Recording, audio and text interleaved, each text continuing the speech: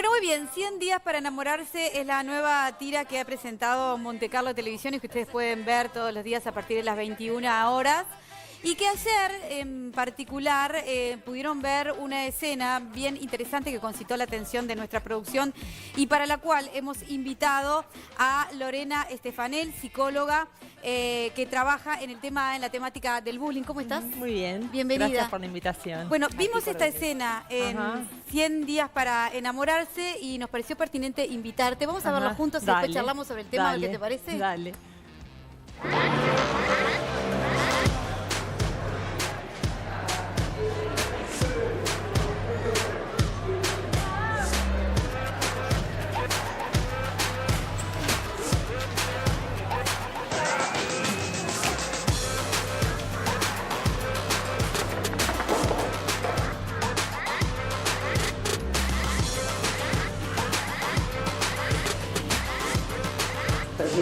¿Sí?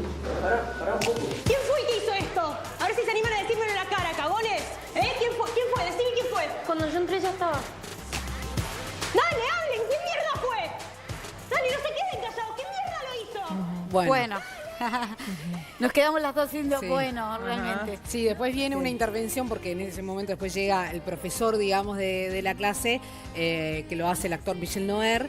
Y bueno, y habla un poco, ¿no? de esta situación. Obviamente apoya a Juani, que es la chica, el personaje. Y es muy interesante porque incluso él señala... Bueno, pregunta obviamente quién fue quien hizo eso, pero también habla del testigo silencioso, de los cómplices y demás, pero presenta algo que quizás sucede más comúnmente de lo que creemos en las aulas. Sí, por desgracia, sí. Hay un estudio que hizo la psicóloga investigadora Silvana Giachero, que dice que en Uruguay 3 de cada 10 adolescentes sufren por esto. ¿Tú cómo lo vives en primera mano? ¿Llegan muchos a tu consulta por este tema? Mira, en realidad llega mucho, sobre todo personas que han sido víctimas de hostigamiento. Por lo general son como los más visibles, son los que de alguna manera se preocupan más, uno tiende a verlos como más frágiles. Pero lo que sí sabemos es que un alto porcentaje de chicos, casi el 97%, reporta haber sido testigo de algún tipo de violencia en las aulas. Una cosa que es importante, y sobre todo en temas de bullying, es diferenciar lo que es la violencia de lo que es el bullying, ¿no? El bullying es un tipo de violencia escolar que se da y que de alguna manera uno dice, bueno, para que eso que vimos en la escena sea una situación de bullying tiene que ser sostenido en el tiempo. De alguna manera tiene que haber un desequilibrio de fuerzas, que eso también es importante. Y acá lo que muchas veces vemos es que el rol de los espectadores o los testigos silenciosos es vital en esto de que la dinámica se dé. Porque esto que nosotros vimos es una situación de acoso, pero hablamos de bullying cuando el acoso es sostenido en el tiempo, siempre a la misma figura y en algún punto la persona que está siendo acosada por el desequilibrio de fuerzas no tiene como la posibilidad de defenderse. Sí, es importante hablar también con la gente, ¿no? De explicar que a veces el maltrato de alguien puede ser un mal día nada más. Claro. Y que eso, porque a veces tendemos a etiquetar, ¿no? Casi que hasta que se puede llegar a poner de moda una... Desde que ¿no? existe la palabra bullying, por cualquier cosa le ponemos a todo y en eso, realidad es re importante identificar también que la violencia en la clase y en nuestra sociedad tiene otros síntomas y por lo tanto otras soluciones, ¿no? Claro, Entonces, exactamente. que no es La violencia es como uno dice, bueno, violencia o agresividad escolar es cualquier tipo de agresión o de conducta que tenga de alguna manera la intención de hacer daño, ya sea por la razón que sea, pero es verdad que uno ve muchas situaciones de violencia en los colegios, pero no necesariamente es hostigamiento. Claro. El bullying es hostigamiento, quiere decir que el sostener sistemáticamente una agresión a la misma persona durante como una gota de agua. Claro, es un hostigamiento. Permanente, claro. Y esto es importante porque todo empezó a ser bullying. Y lo peor que le puede pasar a un problema es que todo empieza a ser todo porque entonces nada es nada. Entonces, se empieza a desprestigiar muchísimo.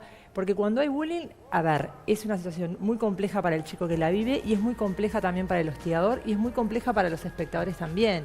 Y realmente el bullying implica una acción muy coordinada de todos los adultos responsables, que no es lo mismo que a veces tenemos que hacer cuando hay situaciones de agresividad o violencia escolar, que a veces no es una intervención incluso a veces puede ser hasta peor. A veces uno ve que en situaciones de violencia entre pares se meten los adultos y empieza a ser una pelea más entre los padres que entre los chicos.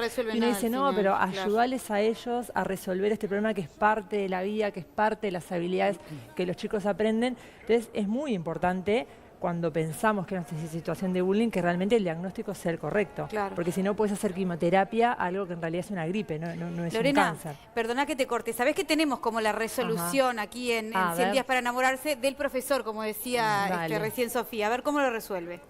Bueno, así que no sabemos quién es el autor de este dibujo. Un autor anónimo. Una agresión, cuando es anónima, además de ser cruel, es cobarde. Y ser cómplice de eso es igual de cobarde. ¿Vos qué opinás, Cuatro Ojos? ¿Fosforito? ¿Algo que decir? ¿Se judó? Acá el dúo Cachetes, ¿quieren aportar algo? ¿Algún judío avaro, algún musulmán terrorista, algún cheto, algún villero, algún puto que quiera decir algo?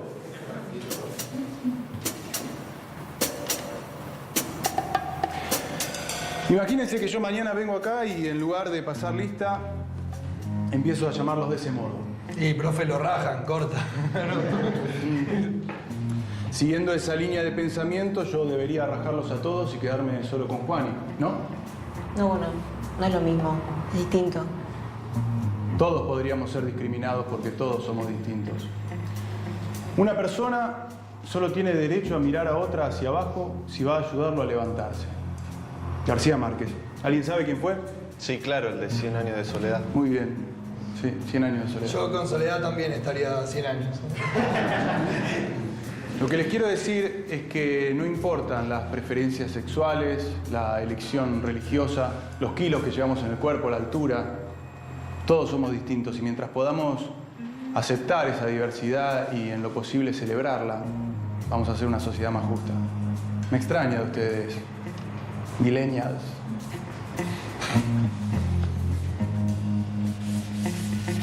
Qué amplio el profesor, ¿eh? Tener un profe así que pueda hablar de esa manera. Pero vieron, evalúa tú. No, lo que hizo él en realidad estuvo muy bien porque directamente apunta al factor de mantenimiento del bullying, que son los espectadores. El mayor error que tenemos a veces en el bullying es que vamos con la víctima y con el hostigador, pensando que en realidad el problema está ahí, y en realidad el problema se origina ahí, pero los espectadores en su silencio pasivo, en su apoyo, que a veces es activo, pero a veces no, empiezan a ser grandes factores de mantenimiento de este problema. Claro, y cuando retroalimentan al agresor. En realidad, de alguna forma, el bullying es un arte con público. Nosotros vemos que en la dinámica del bullying, el hostigador es igual de víctima que el hostigado. También ningún niño feliz hostiga. Entonces, también es un chico con problemas, con diferentes problemas, pero que de alguna manera quiere mostrarle al grupo que es fuerte, que domina, que es eso, pone el cartel y todo el mundo se ríe, lo apoya por miedo o por identificación. Y cuando el público o los espectadores se callan, le están dando de alguna manera ese público que el hostigador necesita. Entonces, esto que hizo el profesor, de alguna manera lo que hace es sacar a los espectadores de ese lugar y darle un apoyo a la víctima que viene más por la condena de la agresión y no tanto por la condena al agresor. Eso es como bien importante diferenciar. Sacó el foco de quién era. Exactamente, y se puso el foco exactamente. Lo que el grupo tiene que condenar es la agresión sostenida. Porque el agresor es una víctima más y a veces lo que pasa es que ¿quién fue? Fuiste vos. Entonces, no es la idea es por qué estamos permitiendo como grupo este tipo de convivencia. Y el grupo, que muchas veces en los espectadores tenemos el mayor recurso de salud, son justamente los que se pueden mover más fácil. Probablemente el hostigado que le pusieron ese cartel sea muy difícil que no reaccione negativamente. El hostigador que lo puso también está complicado, pero los espectadores no. Los espectadores miran y no se dan cuenta cómo tienen un papel activo en la dinámica del bullying haciendo lo que están haciendo. Y este profesor, ¿qué es lo que hace? Se los muestra, se los refleja y de alguna manera los saca de ahí. Es interesante cómo el profesor los va señalando de acuerdo a sus diferencias, ¿no? Ajá. El cuatro ojos, digo que en realidad esos apodos, creo que en un momento todos vivíamos como naturalizábamos eso. Claro. Y en realidad, ¿es natural? En realidad, a ver, sí porque somos historias diferentes. de esas siempre claro. tenemos. Yo como que vuelvo un poco a lo mismo. El tema es que a vos alguien te diga cuatro ojos, que a vos alguien te diga... El tema es cuando eso es sostenido, el tema es cuando de alguna manera eso implica una segregación del grupo, el tema es cuando por eso tú no perteneces. Es como que el bullying tiene que ver con cosas mucho más profundas que poner un apodo, porque uno dice, bueno... Excluirte, entonces... Exactamente, claro. En realidad el hostigado de alguna manera está excluido del grupo, está bastante solo, por eso muchas veces es víctima del hostigamiento y el hostigador usa mucho eso para ponerlo en evidencia y para demostrarle al grupo su poder. Entonces, en realidad, a veces no pasa tanto por el apodo, sino que pasa por qué intención hay atrás del apodo. Si la intención es someterte, es vulnerarte, es dejarte en evidencia frente, es hacerte algo que yo sé que te lastima y de esa manera, ahí es donde empezamos a tener algo que está mal, porque... Vos hablabas del poder y muchas veces en las aulas, en los grupos, digamos, de niños y adolescentes, hay como alguien que dirige un poco al grupo, el líder, por llamarlo de alguna manera. El hostigador muchas veces es un líder, un mal llamado líder o un liderazgo mal entendido. En realidad, el hostigador... No, ¿viste lo que se dice siempre? Que el líder en realidad, el líder emerge del grupo, no es el grupo que te nombra líder o no. El hostigador sí es un chico que por alguna razón tiene más poder. Que poder no es igual que liderazgo. Viste que hay como una diferencia ahí. Sí son chicos que por alguna razón son poderosos. Y la mayoría de las veces es porque el grupo les tiene miedo. Entonces no es un tema de que es un líder, que la gente o los chicos lo respetan, lo quieren, le temen. Entonces es de alguna manera es un chico que es poderoso porque o es más grande, o es más fuerte, o tiene más secuaces, o tiene métodos que de alguna manera son más intimidantes, o tiene acceso a tecnología. Que entonces, claro, son niños más poderosos en ese sentido, que tienen como más la capacidad de influir temor en el grupo, y muchas veces los espectadores, esto sale en las investigaciones, ellos no están de acuerdo con los métodos del hostigador, pero por temor no lo denuncian. Claro. Lorena, y el hostigador es una persona que se crió en un ambiente violento, que entiende que esa es la manera de comunicarse y relacionarse con los otros. Sí, a ver, no necesariamente el ambiente es violento, y acá no es que uno tenga una cosa lineal que dice, porque el hostigador no necesariamente es un niño violento. Sí es un niño que confía poco en métodos no violentos para pertenecer a los grupos. Los hostigadores, como yo les decía, también son víctimas del bullying, y no es que uno dice, el hostigador es el niño fuerte, poderoso, capaz que podría hacerlo diferente y el hostigador es el pobrecito. No, el hostigador es un niño que también tiene carencias afectivas, que también es un chico que no sabe pertenecer de una forma adecuada y que lo que busca es lograr la pertenencia por medio del sometimiento. Y confía muy poco en una alternativa. Y además, como el grupo lo refuerza porque lo logra, es muy difícil moverlo. Pero muchos chicos fueron hostigadores en su infancia y no necesariamente son personas violentas, ni vienen de ambientes violentos. Es más, hay veces que fueron hostigadores y no se dieron cuenta. Exactamente. Ya lo saben, esto de que el bullying ahora se llama bullying desde ahora. La mayoría de las veces hay un gran error de cálculo. A ver, el hostigador sabe cómo lastimar, porque de alguna manera hay una intención premeditada de hacer daño y sabe exactamente qué apodo es el que te va a mover, qué es lo que... Pero muchas veces hay un error de cálculo, y esto lo vemos cuando usan las redes para eso. La mayoría de las veces no se daban cuenta del dolor y el impacto que causaban. Por eso el profesor les genera un ejercicio de empatía. Seguro. Le dice, a ver, vos cuatro ojos, vos escudo, vos cheta, vos villero, vos, ¿qué le está diciendo? ¿Viste cómo duele? Claro. ¿Viste cómo en realidad... Está naturalizado todo. Con esto de que ahora el bullying está sobre el tapete, de que lo nombramos, de que tiene una forma y todo eso, ¿qué se está haciendo desde el Estado? Hubo un proyecto de ley que se quedó medio trancado ahí, que había presentado la diputada, cuando fue diputada, Lourdes Raspalín, con Silvana Giaquero, pero está como, ¿en qué está el Estado con respecto a esto? En realidad, la verdad que esa pregunta, sé que hubo un proyecto de ley anti-bullying, pero mira, yo te puedo decir dos cosas con el bullying que son importantes. Cuando tenemos bullying ya estamos tarde, ¿no? Es como que uno dice, bueno, acá podemos hacer cosas para prevenir, y podemos hacer leyes anti-bullying que de alguna manera legalicen, ¿no? Pero uno siempre tiene que trabajar tratando de promover la salud. Y acá es como decirle, todo lo que el Estado haga en la promoción de las habilidades socioemocionales en los niños, de las convivencias basadas en respeto, de adultos que puedan acompañar a los niños en esta convivencia, porque los adultos creemos que los niños aprenden a convivir y eso viene como innato, que es como que van a aprender a solucionar sus problemas de forma natural. Esto también se enseña, esto se educa con paciencia, se educa con... Y muchas veces los adultos somos los primeros en no saber cómo enseñarlo. Sí, los padres tienen una dificultad, o sea, tanto sea del que hace el bullying como del que lo recibe, están en una situación que no pueden creer que ese sea su hijo, digamos, ¿no? En una cuestión de que un paso les previo, cuesta un montón y dicen, bueno, entonces te saco de este colegio, y a veces de esta un paso previo al bullying, no. que es en los problemas que hay de convivencia, en vez de ayudar a los niños a solucionarlo, los padres nos escandalizamos, queremos que lo suspendan, queremos que lo echen, pero ¿por qué no nos educamos? ¿Por qué no les enseñamos a convivir? No sé, a mí muchos padres me dicen, no, porque él le pegó. Y yo digo, bueno, pero bueno, pero se tiene que defender. Digo, y sí, Claro, enseñarle una manera alternativa de defenderse, porque que la única es pegando, y claro que se tiene que defender, pero hay muchas maneras superiores de defenderte que no pasan por la violencia, que los adultos no siempre le enseñamos a los niños. Lorena, hacerlo pasemos bien. a también, otro gran tema es el ciberbullying, ¿no? Ajá. Que cuando tú hablas con los docentes y le preguntás cómo es esto, dicen, mira, esto arranca antes de que entran al colegio, en el horario del colegio. Por ahí arranca a las 3 de la mañana. Ajá. Y nosotros ya no tenemos injerencia. Pensamiento Colectivo es un colectivo que trabaja en temas vinculados a las redes sociales para incitar a la reflexión y que realiza actualmente talleres en liceos de todo el país para sensibilizar sobre estos temas. Habló de ciberbullying con el psicólogo experto justamente en estos temas, Roberto Balaguer, y tenemos acá el registro de esa charla, si la podemos ver, por favor. Dale.